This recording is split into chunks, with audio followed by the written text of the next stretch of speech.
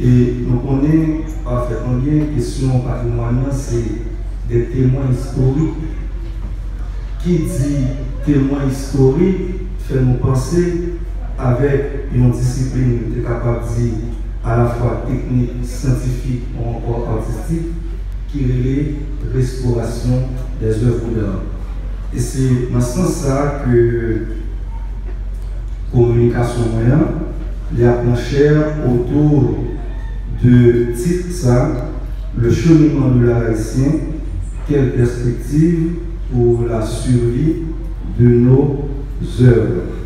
Là qu'on va discuter question peinture avec un monde qui n'a pas bien un cours, soit en art ou encore en histoire de l'art, en Haïti, il y a toujours une difficulté pour que les référer avec œuvres picturales ou encore sculpturales qui réalisées avant l'année 1930.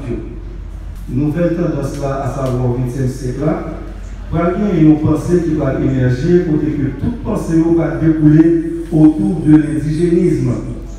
À travers la revue indigène des années 1927, certains auteurs, Emile Roumer, Jean Pascal, et Tony Marcelin, d'ailleurs qui a écrit le panorama de la laïcité, nous allons mettre des bases revue et revue, nous allons gagner une incidence positive sur une nouvelle tendance ou encore une nouvelle esthétique que plus tard, nous allons appeler l'esthétique indigéniste ou encore la peinture indigéniste qui va gagner pour, je dirais, chef de file, nous monte en coup, Pétion Savin.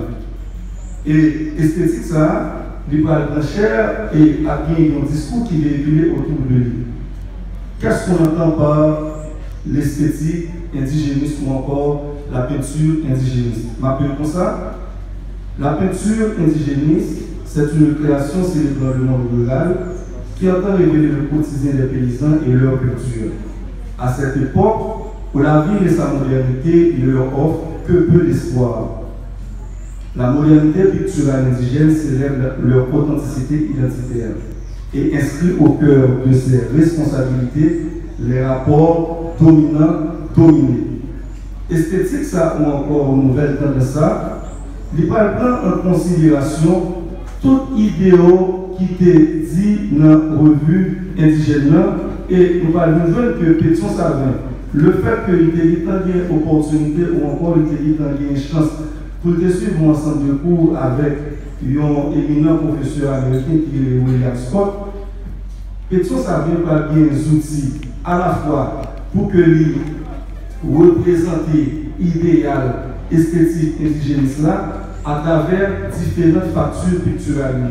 Ça que moi les factures picturales, c'est-à-dire ces manières que l'on va appréhender tout élément qui a traversé la culture haïtienne à travers tout sens créatif ou encore imaginatif que l'idée possédé.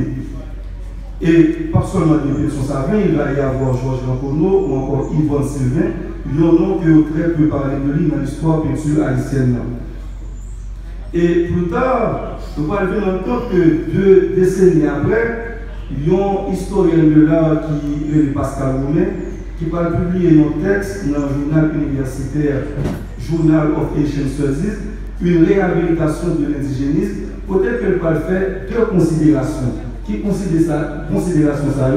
Jacques Gabriel de Morgadina avec Jean-René Jérôme qui était considéré comme le chef de file de l'école de la beauté. Il va sentir à travers peinture M. Salo le fait que nous référons avec l'Afrique comme élément fondamental, genre que Dominique Commerçant a dit là, mais en même temps, tout production de M. Salo n'est pas différent de production artistique que Pétion Savin lui-même a fait maintenant que nous avons parlé. Deuxième moment, c'est la création du centre d'art avec un aquarelliste américain qui est Deus Peters, avec l'équipe Maurice Gorno, Albert Lambourne, Jérôme Bono. À travers ce centre d'art, au moment de création, l'Ibral vient servir une référence pour toute approche picturale ou encore culture haïtienne. Qui ça qui va faire? Depuis le moment d'inauguration, le 14 mai 1944, il y a une grande exposition qui va le faire dans le temps ça. Et exposition ça, il va le faire non seulement avec artistes haïtiens, mais également les artistes américains. Plus tard, il va venir un ensemble de nous qui va développer les curiosités, non seulement par rapport avec Haïti, mais en même temps production artistique qui a fait autour du centre de Galo.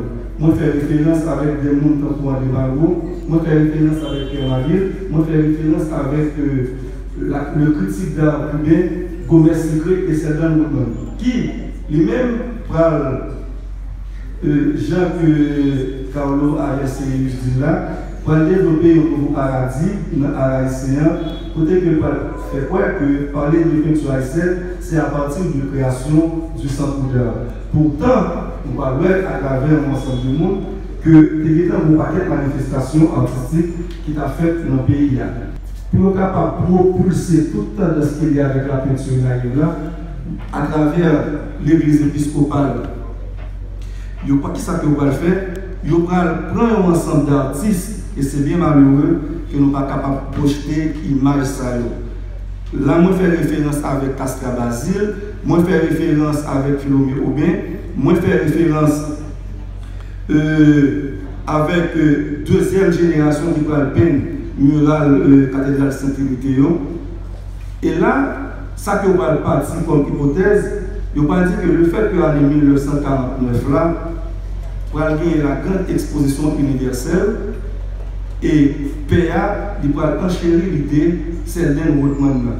Il va dire que c'est un bon moment, là je parle du Monseigneur Vogli, il va dire que c'est un bon moment pour que l'église là elle-même, l'hypothèse apport Paris dans l'exposition universelle 1949 là. Et fresque si là, il était peut-être considéré comme étant une carte postale, là que il va parler d'Haïti. Parce que par le monde, au moins une fois, dans l'assistance là, qui pas entendu parler de la fresque de la cathédrale de Sainte-Trinité. Mais malheureusement, nous connaissons qui bien passé, qui ça qui va être fait plus tard, le 12 janvier 2010. Malheureusement, séisme dévastateur là, il peut-être aller avec non seulement vie et des biens culturels qui fait partie du pays d'Haïti. Et malheureusement, le fait que nous pas gagné, là me fait référence avec un entretien que Viviana, qui était à l'époque responsable conservation et restauration CSBC, qui était créé après le tremblement de terre 12 janvier 2010 là, CSBC, Centre de sauvetage des biens culturels, qui était situé à Bouton. Dans l'entretien, Viviana dit malheureusement le fait que Haïti à l'époque pas gagné des techniciens pour sauver la vie bien salo, malheureusement majorité bien salo, Jean-Claude Albert Mongonès dit dans le texte en 1981, œuvre salo, ils viennent passer en péril. Et plus tard, nous sommes capables de poser des questions, peut-être que ça que on paquet de monde toujours fait référence avec peinture après année 30 et non année 30. Pierre Monosier, là je référé en 1981, dans une exposition qui était réalisée dans l'Institut français d'Haïti sous le centenaire là, qui était titrée La peinture haïtienne avant 1930.